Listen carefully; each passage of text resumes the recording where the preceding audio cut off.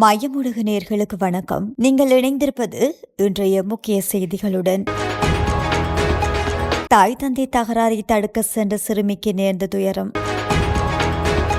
பதவி விலகும் வரை அமைச்சு முற்றுகையிட்டிருக்க வேண்டும். விமல் வீரவன்ச தெரிவிப்பு. கண்டி மாவட்டத்தில் நிலநடுக்கம் வெளியான தகவல். கிரான் பாலத்திற்கு மேல் பாய்ந்தோடும் வெள்ள நீர். திருகோணமலையில் அதிகரித்துள்ள கடல் அலைகள். இன்று முதல் கரையை கடக்கவுள்ள தாளமுகம் வெளியான அறிவிப்பு. வெள்ள அபாய எச்சரிக்கை. முல்லைத்தீவு மாவட்ட மக்களுக்கு முக்கிய அறிவுறுத்தல். யாழில் அதிரடி அகற்றப்பட்ட கந்தரோடி விகாரை பெயர் பலகை. கிழக்கில் மின்சார தடை ஏற்படும் மக்களுக்கு முன்னறிவிப்பு. தொடர்பென விரிவான செய்திகள்.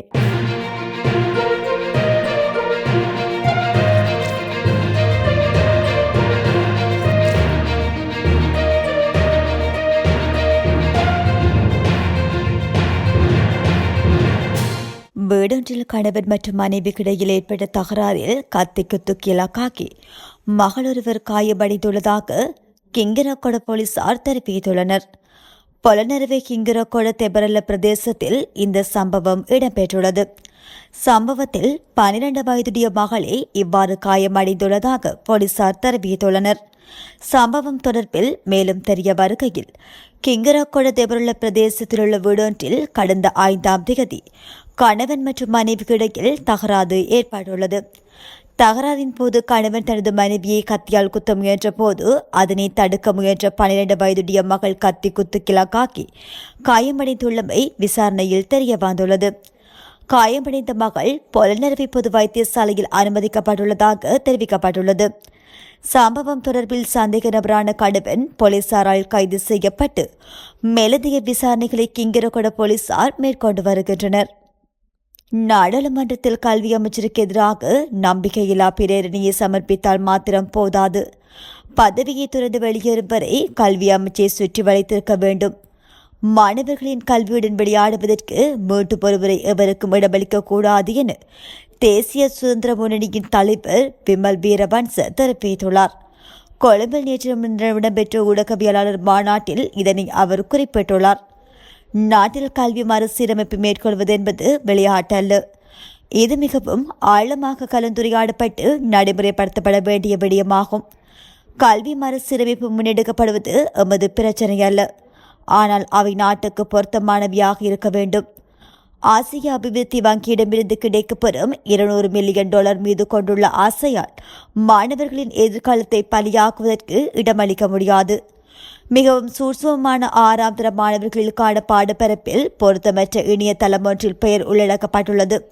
இந்த விடயங்கள் இந்த பாடத்தொகுதியில் சுமார் 150க்கும் மேற்பட்ட பிழைகள் அடையாளம் காணப்பட்டுள்ளன. இவற்றை தயாரிப்பதற்கான ஆலோசனைகள் எவ்வாறு தெரிவு செய்யப்பட்டனர், அவர்களுக்கு எவ்வாறு கொடுப்பனவு வழங்கப்பட்டது, இந்த காரணிகளை கல்வி அமைச்சு அல்லது அரசு உடனடியாக வெளிப்படுத்த வேண்டும். இந்த கல்வி மறுசீரமைப்புகளுக்கு வெளிநாட்டு நிதியுதவிகள் கிடைக்கவில்லை என்று கூறினாலும் ஆசிய அபிவிருத்தி வங்கியின் நிதியுதவி கிடைக்கின்றது என்பதை நாம் ஏற்கனவே நாட்டுக்கு வெளிப்படுத்தியிருக்கின்றோம். நாடாளுமன்றத்தில் கல்வி அமைச்சருக்கு எதிராக நம்பிக்கையில்லா பிரேரணையை சமர்ப்பித்தால் மாத்திரம் போதாது. பதவியை துறந்து வெளியேறும் வரை கல்வி அமைச்சை சுற்றி வளைத்திருக்க வேண்டும். மாணவர்களின் கல்வியுடன் விளையாடுவதற்கு மீண்டும் ஒருவரை எவருக்கும் இடமளிக்க கூடாது என அவர் குறிப்பிட்டுள்ளார்.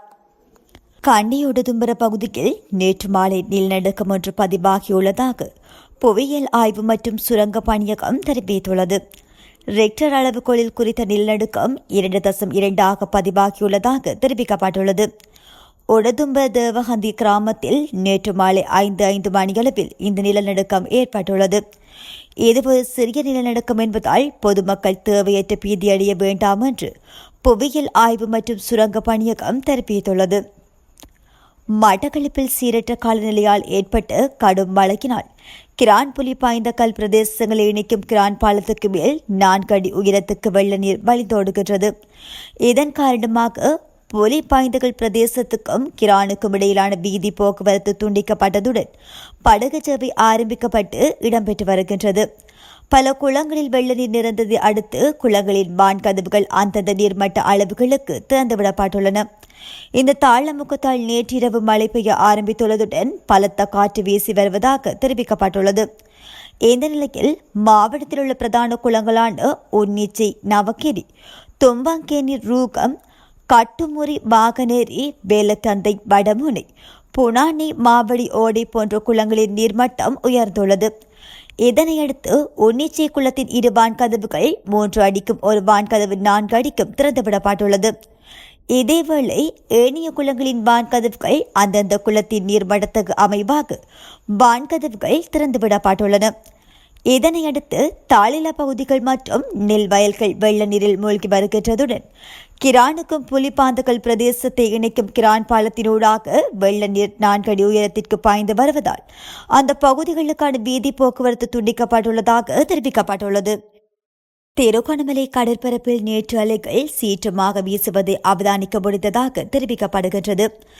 நாட்டில் சீரற்ற வானிலை காரணமாக காற்றின் வேகம் அதிகமாக உள்ளதனால் கடல் அலைகள் இவ்வாறு வீசுவதாக சுட்டிக்காட்டப்படுகின்றது. இந்த நிலையில் கடற்தொழிலாளர்கள் தொழில் நிமித்தம் கடலுக்கு செல்வதாயின் அவதானமாக செயற்படுமாறும் அறிவுறுத்தப்பட்டுள்ளது. நாடு முழுவதிலும் குறிப்பாக வடக்கு, வடமத்திய, கிழக்கு, ஊவா மற்றும் மத்திய மாகாணங்களில் மழை நிலைமை நேற்று அதிகரிக்கும் என எதிர்பார்க்கப்படுவதாக வளிமண்டலவியல் திணைக்களம் எதிர்வு கூறியுள்ளது. இதனால் திருகோணமலை மாவட்டத்தில் அவ்வப்போது மழை அல்லது இடியுடன் கூடிய மழை, சில இடங்களில் 100 மில்லிமீட்டருக்கும் அதிகமான பலத்த மழை வீழ்ச்சி இடம்பெறலாம் என எதிர்பார்க்கப்படுகின்றது.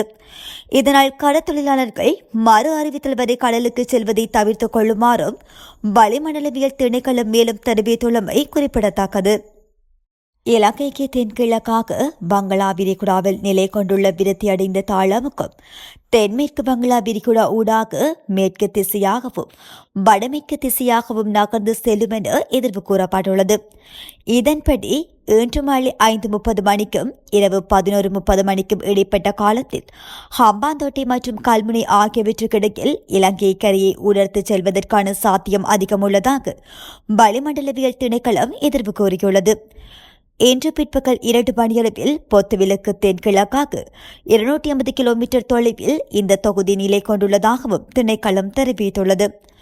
அதன்படி கடற்தொழில் மற்றும் கடல்சார் நடவடிக்கைகளில் ஈடுபடும் சமூகத்தினர் நேற்று முதல் மறு அறிவித்தல் வரும் வரை நாட்டைச் சூழவுள்ள ஆழமான மற்றும் ஆழமற்ற கடற்பரப்புகளில் கடற்தொழில் மற்றும் கடல்சார் நடவடிக்கைகளில் ஈடுபடுவதை தவிர்க்குமாறு அறிவுறுத்தப்பட்டுள்ளது.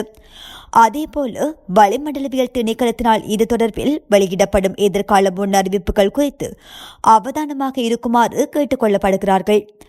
மன்னார் முதல் காங்கேசன்துறை, திருகோணமலை, பொத்துவில் மற்றும் ஹம்பாந்தோட்டை ஊடாக காளி வரைகான கரையோரத்திற்கு அப்பால் உள்ள கடற்பரப்புகளில் அவ்வப்போது மழை அல்லது இடியுடன் கூடிய மழை பெய்வதற்கான சாத்தியக்கூறுகள் காணப்படுகின்றது.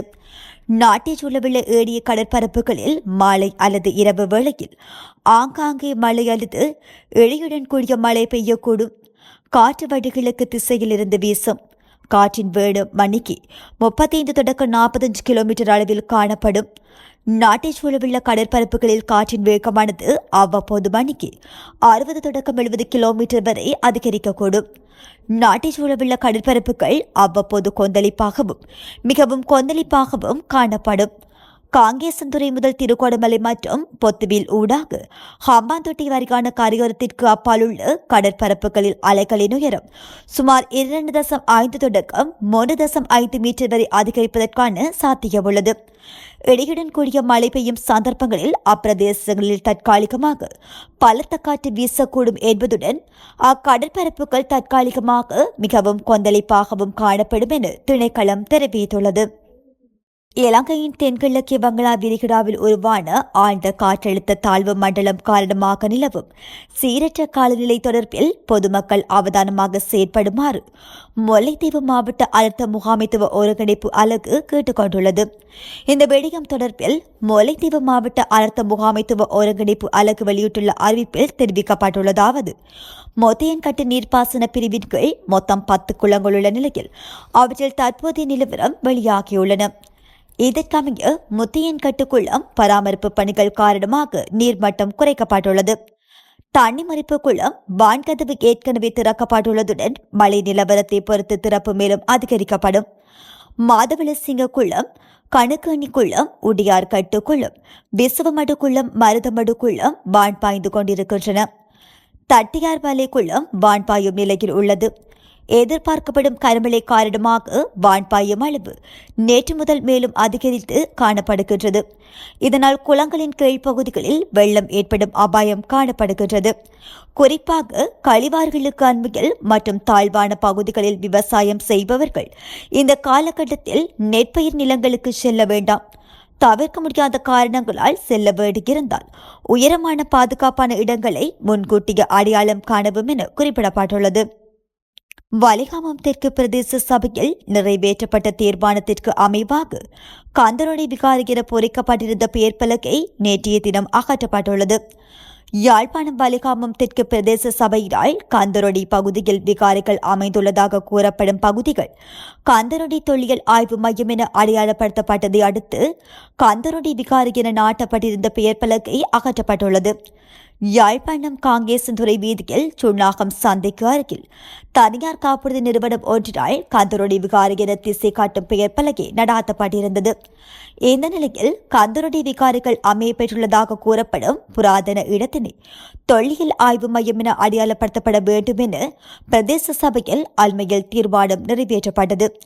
அதனையடுத்து வீதிகளில் கந்தரொடி விகாரியின திசை காட்டு பெயர் பலகைகளை அகற்றும் செயற்பாட்டை பிரதேச சபை முன்னெடுத்துள்ளது. அந்த வகையில் சுண்ணாகம் பகுதியில் நாட்டப்பட்டிருந்த பெயர் பலகை அகற்றப்பட்டுள்ளது. அதேவேளை குறித்த பகுதியில் காணப்படும் சந்தை கட்டிடம் ஒல்லாந்தர் காலத்திற்கு உரியதாகும். அதன் சிறப்புகள் தொடர்பில் மும்மொழிகளிலும் எழுதிய கல்வெட்டு அப்பகுதியில் காட்சிப்படுத்தப்பட்டுள்ளமை குறிப்பிடத்தக்கது. வங்களா விரிகுடாவின் தென்கிழக்காக உருவாகியுள்ள குறைந்த காற்றழுத்த தாழ்வு நிலையால் கிழக்கு மாகாணத்தில் மின்தடை ஏற்பட வாய்ப்புள்ளதாக மாவட்ட அரசாங்க அதிபர் தெரிவித்துள்ளார். குறைந்த காற்றழுத்த தாழ்முகத்தால் கிழக்கின் பல பகுதிகளில் நேற்று 8ஆம் தேதி தொடக்கம் எதிர்வரும் 10ஆம் தேதி வரை 100 மில்லிமீட்டர் மழைவீழ்ச்சி 60 கிலோமீட்டர் வேகத்தில் காற்று வீசும் என வளிமண்டலவியல் திணைக்களம் எதிர்வு கூறியுள்ளது. இந்த நிலையில் சீரற்ற காலநிலை தொடர்பாக அரசாங்க அதிபர் நேற்றைய தினம் அறிக்கையொன்றினை வெளியிட்டுள்ளார். எனவே மின்தடை ஏற்படக்கூடிய வாய்ப்பு ஏற்படும் என்பதால் மக்கள் அதற்கு தேவையான விதத்தில் தயார் நிலையில் இருக்குமாறு மாவட்ட அரசாங்க அதிபர் JS அருள்ராஜ் மக்களிடம் கோரிக்கை விடுத்துள்ளார். மேலும் வானிலை தொடர்பில் மக்கள் அவதானமாக இருக்குமாறு கேட்டுக் கொண்டுள்ளதாக அந்த அறிக்கையில் சுட்டிக்காட்டப்பட்டுள்ளது. இத்துடன் மையத்தின் இன்றைய முக்கிய செய்திகள் நிறைவு பெறுகின்றன. நன்றி.